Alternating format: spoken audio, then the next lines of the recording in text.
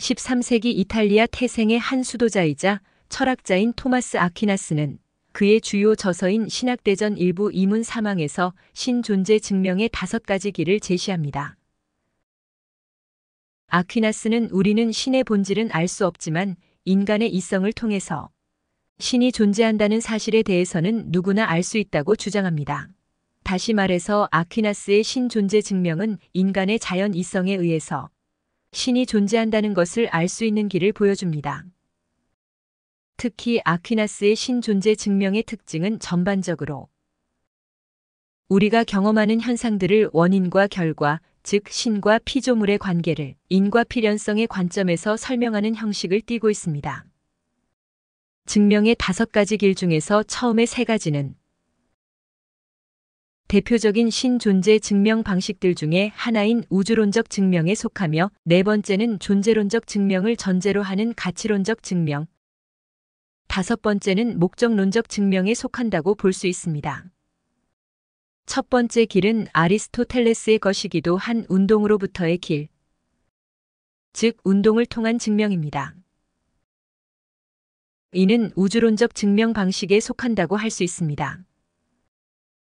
이 세계에 존재하는 그 어떤 것도 가능성으로부터 현실성으로 나아가는 운동을 하고 있다는 사실로부터 출발합니다. 그런데 운동하는 사물은 운동하도록 만드는 자에 의해서 운동합니다. 운동하도록 만드는 자의 무한 퇴행은 불가능합니다. 따라서 모든 운동이 시작되는, 즉 다른 어떤 것에 의해서도 움직여지지 않으면서 다른 모든 것을 운동하도록 만드는 제1의 원동자, 즉 운동을 하도록 만드는 첫 번째 것이 존재합니다. 이 존재가 신입니다. 그런데 이 증명은 그와 같은 최고 원인인 신이 정작 어떤 존재인지에 대해서 설명해주지 못합니다. 즉 신의 속성에 대해서까지 온전히 증명하지는 못합니다. 심지어 그가 인격신인지에 대해서는 조금도 말해주는 바가 없습니다. 아퀴나스도 이런 차원의 증명을 시도한 것은 아닙니다. 소위 초월적 절대 존재, 인격적 존재로서의 신의 실존은 그러한 차원을 넘어선 계시의 영역에 속하기 때문에 아퀴나스가 증명하려고 한 것은 신이 갖는 많은 속성들 중에서 하나의 속성이라고 할 수 있는 최고 원인적 존재로서 부동의 원동자가 존재한다는 것입니다.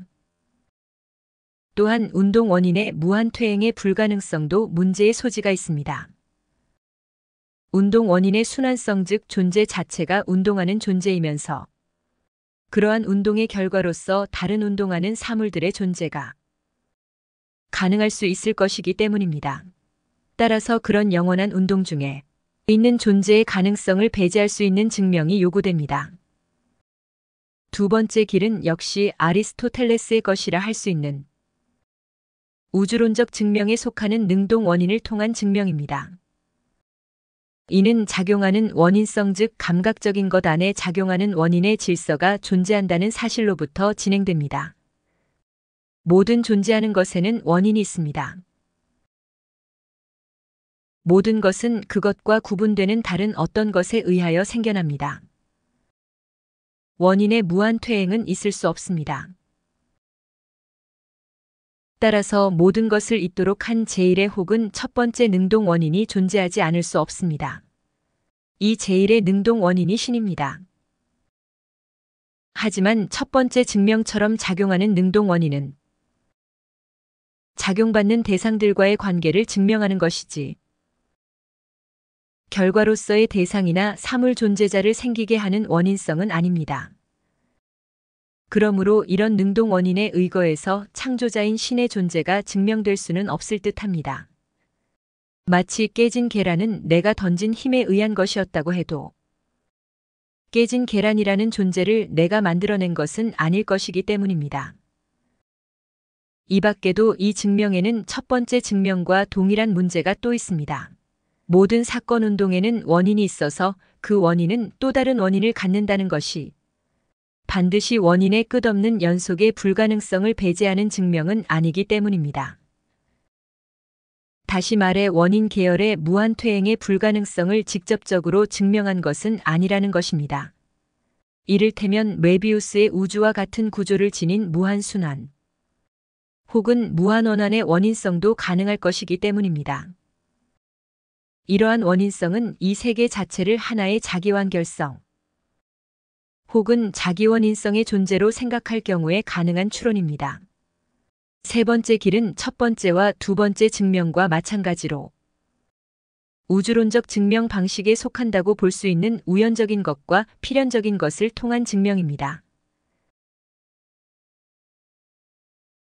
이 세상 안에서 우리가 경험할 수 있는 사물들은 존재할 수도 존재하지 않을 수도 있는 우연적인 존재라 할 수 있습니다. 우연적인 존재자는 그것의 존재를 위해서 다른 것에 의존하는 존재자들입니다. 이 우연적 존재자들을 존재하게 하는 것은 우연적인 존재자들만으로 구성되거나 또는 적어도 하나의 비우연적 즉 필연적인 존재자들의 집합일 것입니다. 그런데 만약 세상의 모든 사물들이 이렇게 존재하지 않을 수 있는 우연적인 존재자들만을 담고 있는 집합이라면 이는 어느 한 시점인가 아무것도 존재하지 않는 시점이 있었을 것입니다. 그러나 이렇게 아무것도 존재하지 않을 수 있는 우연적 존재들의 집합으로부터는 우연적인 존재자들조차 존재하게 할 수 없을 것입니다. 다시 말해서 무로부터는 무언가가 생성될 수는 없기 때문에 모든 세상의 사물이 우연적일 수는 없으며 이런 우연적 사물들의 근원이 되는 필연적인 것이 반드시 존재해야 합니다. 그런데 필연적인 것은 다른 것에 의해, 즉 다른 것에게 필연성의 원인을 둠으로써 필연적이거나 그렇지 않을 것입니다. 그런데 필연성의 원인을 소급해가는 과정은 무한퇴행이 불가능합니다. 따라서 다른 모든 존재하는 것에 필연성의 원인을 두지 않으면서도 존재하는 필연적인 하나의 존재가 있을 수밖에 없습니다. 이러한 존재가 신입니다. 이 증명은 첫 번째, 두 번째 증명이 안고 있는 문제와도 관련이 있습니다. 그것은 필연성과 대비되는 우연성 개념입니다.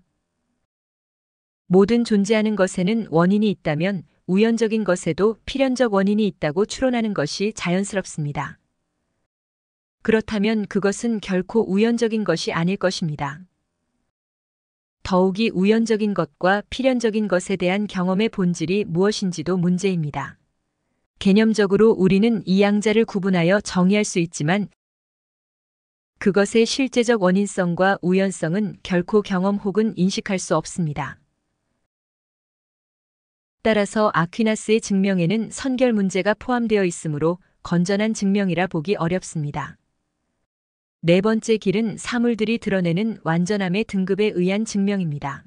우주에는 다양한 등급의 완전함이 존재하는데 이 완전함의 등급은 가장 완전한 것과의 가까움과 멀음에 따라 다양한 양상으로 드러납니다.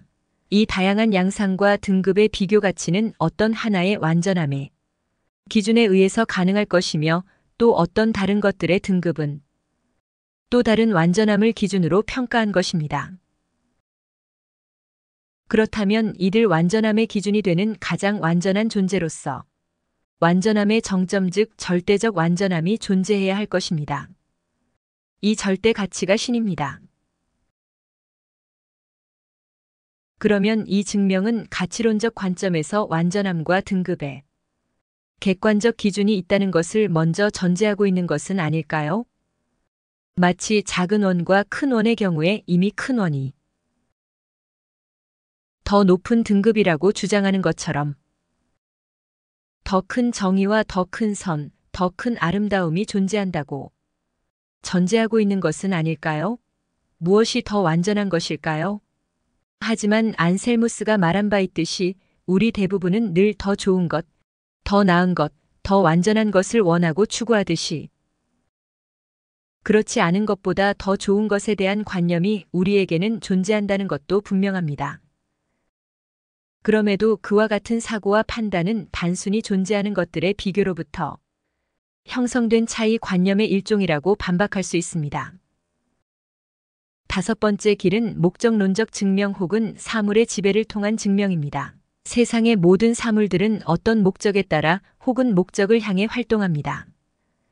이것은 세상의 모든 사물들이 거의 항상 그것에게 최상의 결과를 가져오는 방식으로 활동하는 것을 통해 확인할 수 있습니다. 그런데 목적에 따라 혹은 목적을 향해 활동하는 것은 지적인 능력을 부여받음으로써 자신의 목적을 인식하고 그 목적에 따라 활동하거나 이런 지적인 능력을 부여받지 못한 경우 지적인 능력을 가진 것이 그들에게 각각 목적을 정해주고 그에 따라 활동하도록 질서를 갖게 됨으로써 목적에 따라 혹은 목적을 향해 활동하게 됩니다. 그러므로 모든 사물들을 목적에 따라 혹은 목적을 향해 활동할 수 있도록 그들에게 지적인 능력을 부여하거나 혹은 목적을 정해주고 이들을 이끌므로써 목적에 부합하는 질서를 통해 활동하도록 만드는 어떤 지적인 존재가 존재해야 합니다.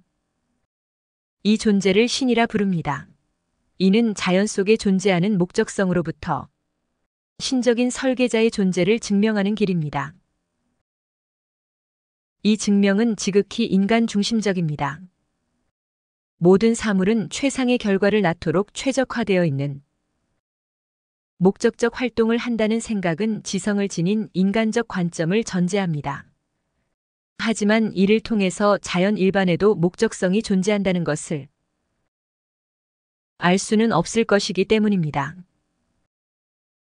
그런데 아퀴나스의 신 존재 증명들은 신은 필연적으로 존재한다는 것을 증명한 것이라고 보기 어렵습니다. 다시 말해서 피조물과의 관계로부터 단순성, 완전성, 선성, 무한성, 불변성, 유일성을 속성으로 하는 신의 존재가 필연적으로 도출되는 것은 아니라는 것입니다. 반대로 아퀴나스는 신의 존재를 증명할 때 이미 이런 속성들을 갖는 신의 존재를 전제하고 있습니다. 아퀴나스는 신은 그 자신이 무엇인지 그 자신으로부터 알려지지 않는 존재임에도 그가 모든 존재하는 것의 원인일 수밖에 없음을 전제하고 있습니다. 유신론적 종교들처럼 신은 주어진 신 혹은 계시된 신이기 때문입니다. 아퀴나스는 인간의 이성과 지성의 한계 안에서 피조물들의 작용 관계에 근거해서 최고 원인이자 제일의 원인인 신의 존재를 증명하려고 한 것입니다. 그럼에도 이렇게 증명된 신과 실존하는 신 사이에는 넘을 수 없는 간극이 존재합니다. 아퀴나스가 스스로 밝히고 있듯이 우리는 원인에 대한 완전한 인식 즉 실존적이며 실체적인 인식을 가질 수 없기 때문일 것입니다.